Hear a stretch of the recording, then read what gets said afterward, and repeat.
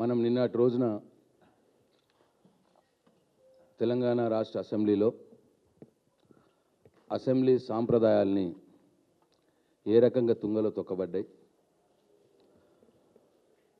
అసెంబ్లీలో స్పీకర్ గారి పక్షపాత వైఖరి ఎట్లా ఉండేది, అసెంబ్లీలో ముఖ్యమంత్రి రేవంత్ రెడ్డి గారు ఎటువంటి దుర్భాషలు ఆడుతూ వాళ్ళు మాట్లాడినారు, ఇవన్నీ కూడా నిన్న తెలంగాణ సమాజం మొత్తం కూడా చూడడం జరిగింది.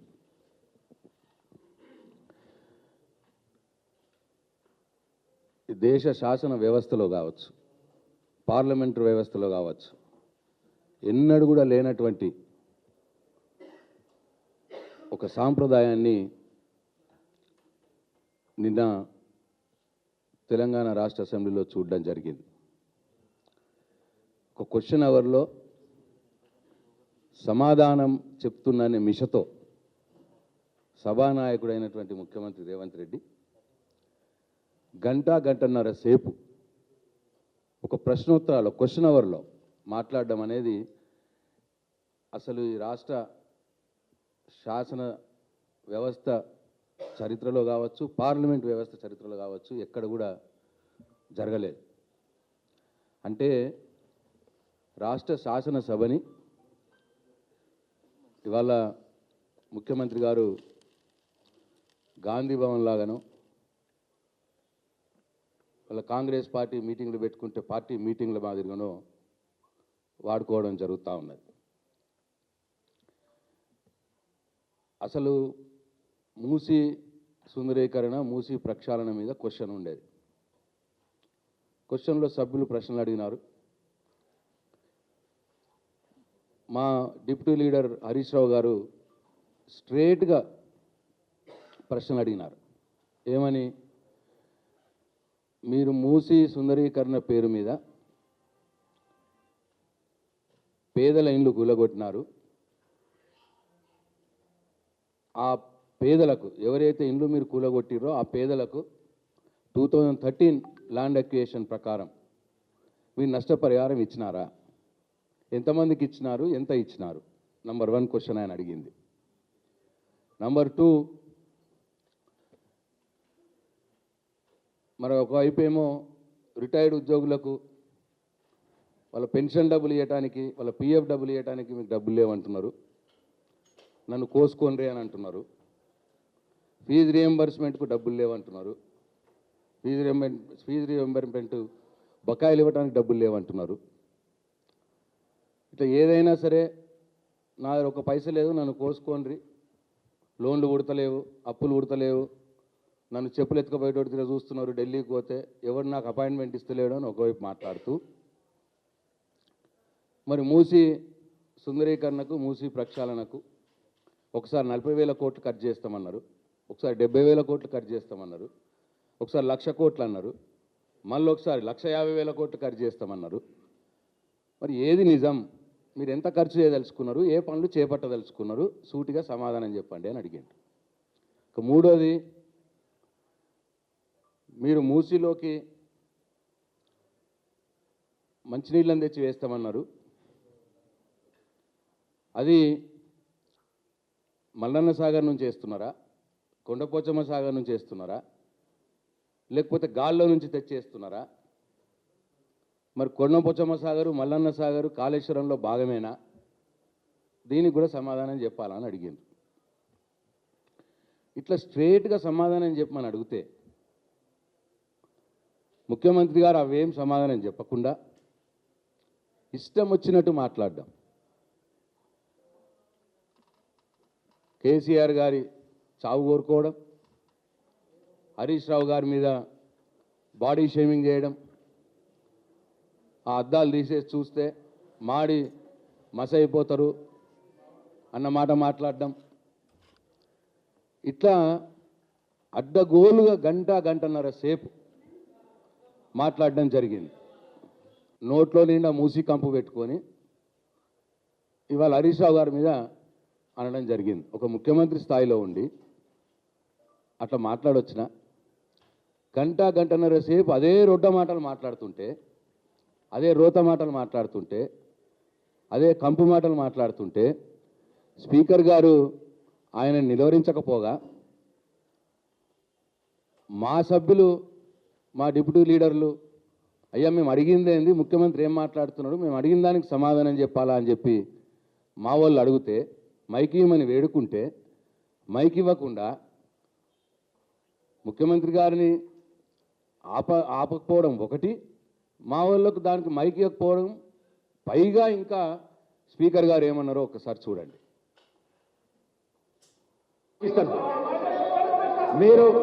మీరు ముఖ్యమంత్రిని విమర్శిస్తా అంటే నేను మైక్ ఇవ్వను, ముఖ్యమంత్రిని విమర్శిస్తా అంటే మైక్ ఇవ్వను. ప్లీజ్ ప్లీజ్ మీరు కూర్చోండి. మళ్ళీ ఒకసారి పెట్టండి. ఇస్తాను. మీరు ముఖ్యమంత్రిని విమర్శిస్తా అంటే నేను మైక్ ఇవ్వను, ముఖ్యమంత్రిని విమర్శిస్తా అంటే మైక్ ఇవ్వను. ప్లీజ్ ప్లీజ్ మీరు కూర్చోండి. స్వయాన స్పీకరే శాసనసభలో ఆన్ రికార్డు ముఖ్యమంత్రిని విమర్శిస్తా అంటే మైక్ ఇవ్వను అన్నాక ఎక్కడి శాసనసభ, ఎక్కడి సాంప్రదాయాలు? ప్రతిపక్ష సభ్యులు ముఖ్యమంత్రిని, ప్రభుత్వాన్ని, వాళ్ళు చేస్తున్నటువంటి ప్రజా వ్యతిరేక పనుల్ని విమర్శించకపోతే ఏం చేస్తారండి? శాసనసభలో ప్రతిపక్ష పార్టీ సభ్యుల యొక్క రోల్ ఏంది, పాత్ర ఏంది? ప్రజల కోసం పనిచేయాలి ప్రభుత్వం. పేదల ఇల్లు కూలగొడుతుంటే మరి ప్రభుత్వాన్ని, ముఖ్యమంత్రిని విమర్శించకపోతే భజన చేయాలండి? బాగా చేస్తున్న ముఖ్యమంత్రి ఇల్లు ఇంకా కూలగొట్టు అని చెప్పాలనా ముఖ్యమంత్రికి? అదే మాట అడిగిండు మా హరీష్ రావు గారు. పేదల ఇల్లు కూలగొడుతున్నావు అని అంటే కూడా ముఖ్యమంత్రిని విమర్శించొద్దు అని అంటే, స్వయాన స్పీకర్ గారే అంటే ముఖ్యమంత్రిని విమర్శిస్తే మీకు మైక్ ఇయ్యను అంటే మరి ఇక మేము అసెంబ్లీకి పోయి ఏం లాభం? అటు ముఖ్యమంత్రి సభా సాంప్రదాయాలను తుంగలో తొక్కి ఎన్నడూ లేని విధంగా క్వశ్చన్ అవర్లో గంటసేపు మాట్లాడుకుంటా ఇష్టం వచ్చినట్టు రోత మాటలు మాట్లాడతాడు. దాన్ని స్పీకర్ గారు ఆపరు. మరి మాకు మా సమాధానం, మేము అడిగిన ప్రశ్నలకు సమాధానం రాలేదు అని మళ్ళీ ఒకసారి అడుగుదాము అంటే మాకు మైక్ ఇవ్వకుండా, పైగా ముఖ్యమంత్రిని విమర్శిస్తే మీకు మైక్ ఇవ్వను స్పీకర్ గారు అంటే ఈ అసెంబ్లీకి ఎందుకు పోవాలి మేము? అందుకే టీఆర్ఎస్ పార్టీ శాసనసభ పక్షం నిర్ణయం తీసుకున్నది. ఎందుకంటే ప్రజా సమస్యలను ప్రస్తావించడానికి అవకాశం లేదు మాకు. ప్రభుత్వం, ముఖ్యమంత్రి తప్పులు చేస్తుంటే ఆ తప్పులను ఎత్తి చూపడానికి మాకు అవకాశం ఇస్తలేరు, మైక్ ఇస్తలేరు. ప్రజల పక్షాన సమస్యలు అడుగుదాము అంటే మాకు మైక్ ఇయ్యరు. మరి అటువంటి సందర్భంలో మేము శాసనసభకు వెళ్ళి లాభం ఏంది? అందుకే ప్రజలందరికీ కూడా అర్థం కావాలి, తెలంగాణ సమాజానికి కూడా విషయం తెలియాలన్న ఉద్దేశంతో ముఖ్యమంత్రి గారి ఆ జగుత్సాకరమైనటువంటి వారి మాటలు శాసనసభలో ఏవైతే మాట్లాడుతున్నాడో దాని వైఖరికి నిరసనగా, స్పీకర్ గారి పక్షపాత వైఖరికి నిరసనగా, ముఖ్యమంత్రిని విమర్శిస్తే మీకు మైక్ ఇయ్యను అన్న మాట మాట్లాడినందుకు స్పీకర్ గారి పక్షపాత వైఖరికి నిరసనగా మేము నిన్న శాసనసభని ఈ సెషన్స్కు బైకాట్ చేయడం జరిగింది అని చెప్పి తెలంగాణ సమాజానికి మేము వినమ్రంగా మనవి చేసుకుంటా ఉన్నాం. ఇది చూసైనా సరే వాళ్ళ కనువిప్పి కలిగి వచ్చే సెషన్స్లోనైనా సరే ప్రతిపక్షాలకు సరైన సమయం ఇస్తారేమో అని చెప్పి ఆశతోటి ప్రజల సమస్యలు ప్రస్తావించే ప్రధాన ప్రతిపక్ష పార్టీ అయిన బీఆర్ఎస్ పార్టీ నాయకుల యొక్క, శాసనసభ్యుల యొక్క గొంతు నొక్కరేమో అని, కనువిప్పు కలుగుతుందేమో అని ఒక ఆశతోటి మేము ఈ శాసనసభ ఈ ప్రస్తుత సెషన్ని బైకాట్ చేసినాం తప్పిస్తే వేరే ఉద్దేశం కాదు అని చెప్పి నేను తెలంగాణ సమాజానికి మనం వేసుకుంటా ఉన్నాం. అట్లనే ఇలా పీపీటీ విషయంలో, పవర్ ప్లాంటేషన్ విషయంలో కాంగ్రెస్ పార్టీ ఎటువంటి ద్వంద్వ వైఖరిని అవలంబిస్తున్నదో కూడా తెలంగాణ సమాజానికి మీ ద్వారా మేము తెలియదలుచుకున్నాం.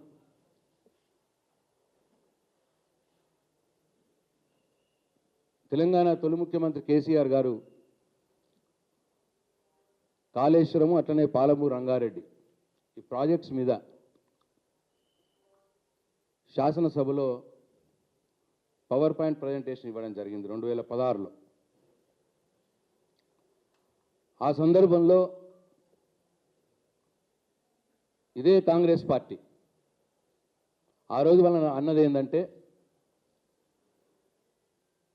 కేసీఆర్ గారి ఉద్దేశం ఏంటంటే ప్రతిపక్షాలు కాళేశ్వరం ప్రాజెక్టు మీద కావచ్చు, పాలమూరు రంగారెడ్డి ప్రాజెక్టు మీద కావచ్చు కేసులు వేసుకుంటూ ఆపుతూ దుష్ప్రచారం చేస్తూ ఉన్నాయన్న ఉద్దేశంతో తెలంగాణ సమాజానికి నిజాలు తెలవాలి, కాళేశ్వరం ప్రాజెక్టు దాంతో లాభం ఏంటి, అట్లనే పాలమూరు రంగారెడ్డి ప్రాజెక్టు తోటి ప్రజలకు రైతులకు ప్రయోజనాలు ఏంటి, ఇవన్నిటి మీద క్లియర్గా మొత్తం అందరికి కూడా తెలంగాణ సమాజానికి అర్థం కావాలి. అది శాసనసభ రికార్డులో ఉండాలి. రేపు రాబోయే సమాజానికి, రాబోయే జనరేషన్ కూడా అది ఎప్పటికి కూడా అందుబాటులో ఉండాలి అన్న ఉద్దేశంతో ఆయన స్పీకర్ గారి అనుమతి తీసుకొని పీపీటీ ఇవ్వడం జరిగింది రాష్ట్ర శాసనసభలో. అయితే ఆ సందర్భంలో ఇదే కాంగ్రెస్ శాసనసభ పక్షం వాళ్ళు ఆ రోజు స్పీకర్ గారికి ఒక లెటర్ రాయడం జరిగింది. మీ అందరికీ గుర్తుండాలి, మీరు ఆ రోజు బైకాట్ చేసినారు, రాలేదు. ముఖ్యమంత్రి గారి పీపీటీకి 2016లో శాసనసభలో వీళ్ళు శాసనసభలో బైకాట్ చేసినారు. ఆ పవర్ ప్లాంట్ ప్రజెంటేషన్కి వాళ్ళు రాలేదు. అయితే అప్పుడు వీళ్ళు స్పీకర్ గారికి రాసిన ఉత్తరం ఇది. ఇక తెలంగాణ కాంగ్రెస్ లెజిస్లేటివ్ పార్టీ మార్చి 30, 2016 ఆ రోజు కాంగ్రెస్ శాసనసభ పక్షం రాస్తూ దీంట్లో సంతకం పెట్టింది ఇప్పుడు ఎవరైతే పవర్ ప్లాంట్ ప్రజెంటేషన్ ఇవ్వబోతున్నారో ఇరిగేషన్ శాఖ మంత్రి ఉత్తమ్ కుమార్ రెడ్డి గారు టీపీసీసీ ప్రెసిడెంట్ హోదాలో, అట్లనే శాసనసభ్యుడు హోదాలో ఆ రోజు సంతకం పెట్టిరు ఈ ఉత్తరం మీద. అట్లనే ఇప్పుడు ఎవరైతే ఫైనాన్స్ మినిస్టర్ ఉన్నారో భట్టు విక్రమార్క గారు ఆ రోజు కూడా ఆయన సంతకం పెట్టినారు దీంట్లో. అట్లనే పద్మావతి గారు ఇవాళ సభ్యురాలుగా ఉన్నారు, ఆమె కూడా సంతకం పెట్టింది. అప్పుడు వాళ్ళు ఈ లెటర్లో వాళ్ళు ఏమన్నారంటే, స్పీకర్ గారికి ఉద్దేశిస్తూ, we would not be able to attend if the audio visual presentation is held in the assembly because it is against the standards and traditional parliamentary practice followed in the parliament or in any assembly in India. అంటే power plant presentation అనేది parliamentary సాంప్రదాయాలకు విరుద్ధం. అసెంబ్లీలో కానీ పార్లమెంట్లో కానీ power plant presentation ఇవ్వకూడదు. మీరు పార్లమెంట్ సాంప్రదాయాలకు, అసెంబ్లీ సాంప్రదాయాలకు విరుద్ధంగా మీరు పవర్ ప్లాంట్ ప్రజెంటేషన్ ఇస్తున్నారు కాబట్టి మేము అటెండ్ కాము, మేము రాము, ఆ పీపీటీ ప్రజెంటేషన్ అసెంబ్లీకి మేము రాము అని రాలేదు కూడా ఆ రోజు వాళ్ళు రాసిన ఉత్తరం. ఇవాళ వాళ్ళే మళ్ళా పవర్ ప్లాంట్ ప్రజెంటేషన్ ఇస్తూ ఉన్నారు. ఆ రోజు ప్రతిపక్షంలో ఉన్నప్పుడేమో పీపీటీ అసెంబ్లీలో ఇవ్వడం తప్పు, ఇవాళ అధికారంలో ఉంటేనేమో పీపీటీ అసెంబ్లీలో ఇవ్వడం కరెక్ట్. వీరి ద్వంద్వ ప్రమాణాలని దయచేసి తెలంగాణ సమాజం ప్రజలు అర్థం చేసుకోవాలని కోరుతా ఉన్నా. వారు బైకాట్ కూడా చేసినారు ఆ రోజు. అదే మేము వీళ్ళు ప్రభుత్వం మాకు బీఏసీలో చెప్పినారు, వాళ్ళు మేము పవర్ ప్లాంట్ ప్రజెంటేషన్ ఇస్తాము అని చెప్పినారు. అప్పుడు మేము బీఏసీలో అడిగినాం, అయ్యా మీరు పవర్ ప్లాంట్ ప్రజెంటేషన్ ఇస్తే మా వైపు వాదన కూడా ప్రజలకు చెప్పుకోవాల్సినటువంటి హక్కు మాకుంటుంది, మాకు కూడా అసెంబ్లీలో పవర్ ప్లాంట్ ప్రజెంటేషన్ ఇవ్వడానికి అవకాశం ఇవ్వండి అని బీఏసీలో హరీష్ రావు గారు నేను ఇద్దరం రిక్వెస్ట్ చేసినాం స్పీకర్ గారు. అప్పుడు మేము ఇయ్యము అని చెప్పినారు, మీకు ఇయ్యము అని ఎల్ఏ మినిస్టర్ గారు భట్టి విక్రమార్క గారు చెప్పినారు. మేము స్పీకర్ గారికి లిఖితపూర్వకంగా కూడా వారికి ఇచ్చినాం, ఒకవేళ మీరు అధికార పక్షానికి ప్రభుత్వానికి పాలమూరు రంగారెడ్డి లేదు కృష్ణానది జలాల మీద పవర్ ప్లాంట్ ప్రజెంటేషన్ అవకాశం ఇస్తే ప్రధాన ప్రతిపక్షంగా మాకు కూడా మేము ప్రజలకు నిజాలు చెప్పుకోవాల్సిన అవసరం ఉన్నది. ప్రభుత్వ వాదననే ప్రజల్లోకి పోతుంది. మా వాదన కూడా మేము ప్రజల్లో చెప్పుకోవాల్సిన బాధ్యత, హక్కు మాకున్నది. కాబట్టి మాకు కూడా పీపీటీ ఇచ్చే అవకాశం ఇవ్వండి అని చెప్పి మేము స్పీకర్ గారికి 29/12/2025 29వ తారీఖు నాడు మేము లిఖితపూర్వకంగా బీఆర్ఎస్ శాసనసభ పక్షం మేము వారికి అడగడం జరిగింది. అయితే మేము అట్లా అనలేదు. వాళ్ళు పీపీటీ ఇవ్వడం తప్పు అని మేము అనలేదు. కాంగ్రెస్ పార్టీ అన్నది ఆ రోజు పీపీటీ ఇవ్వడం తప్పు, అది సాంప్రదాయాల విరుద్ధం, పార్లమెంటరీ ప్రాక్టీస్ కాదు, రాజ్యాంగ విరుద్ధం, ఇవన్నీ మాటలు మాట్లాడారు. అప్పుడు ఈ ముఖ్యమంత్రి గారు తెలంగాణ టీడీపీకి తరఫున ఆయన కూడా అదే మాట్లాడింది. ఆయన కూడా అప్పుడు మాట్లాడుతూ ఇది రాజ్యాంగ విరుద్ధం, వాళ్ళకే ఎట్లు ఇస్తారు, 120 మంది శాసనసభ్యులకు సమాన హక్కులు ఉంటాయి, మాకు కూడా ఇవ్వాలన్నమాట మాట్లాడింది. వీళ్ళేమో బట్టి విక్రమార్క గారు, ఉత్తమ్ కుమార్ రెడ్డి గారు, మెయిన్గా ఇప్పుడు ఉత్తమ్ కుమార్ రెడ్డి గారు పీపీటీ ఇస్తూ ఉన్నాడు. ఇవాళ ఎవరైతే పీపీటీ అసెంబ్లీలో ఇస్తున్నాడో ఆయననే ఇది సభా సాంప్రదాయాలకు విరుద్ధం అని లెటర్ రాసినాడు స్పీకర్ గారికి. కానీ మేము అట్లా అంటలేం. ఇవ్వండి, మీరు పీపీటీ ప్రజెంటేషన్ మీరు ఇవ్వండి, ప్రజలకు చెప్పండి, కానీ మా వాదన కూడా చెప్పుకునే అవకాశం మాకు ఇవ్వండి అని చెప్పి మేము స్పీకర్ గారిని కోరినాం. ఇది కాంగ్రెస్ పార్టీకి బీఆర్ఎస్ పార్టీకి ఉన్న తేడా, దయచేసి గమనించండి అని చెప్పి మేము కోరుతా ఉన్నాం. కాబట్టి మేము స్పీకర్ గారి యొక్క పక్షపాత వైఖరికి నిరసనగా, ముఖ్యమంత్రి గారి యొక్క జగుత్సాకరమైనటువంటి వారి వాడినటువంటి పదాలకు నిరసనగా ప్రధాన ప్రతిపక్ష సభ్యులైనటువంటి మాకు మాట్లాడే అవకాశం ఇవ్వకుండా మాటిమాటికి మైకులు కట్ చేస్తున్నందుకు నిరసనగా మేము నిన్న సెషన్స్కి వాకౌట్ చేసాం తప్పిస్తే వేరేది కాదు. మా బాధను అర్థం చేసుకొని ఇకనైనా ఈ ప్రభుత్వానికి కనువిప్పి జరుగుతుందేమో అని చెప్పి ఆశతో ఉన్నాం. ఇకనైనా మా గొంతులు నొక్కకుండా ప్రజల పక్షాన పోరాడే బాధ్యత మా మీద ఉన్నది. కాబట్టి మా బాధ్యతని నిర్వర్తించుకునే అవకాశం ఇకనైనా స్పీకర్ గారు కల్పిస్తారని చెప్పి ఆశాభావంతో మేమున్నాం. జై తెలంగాణ.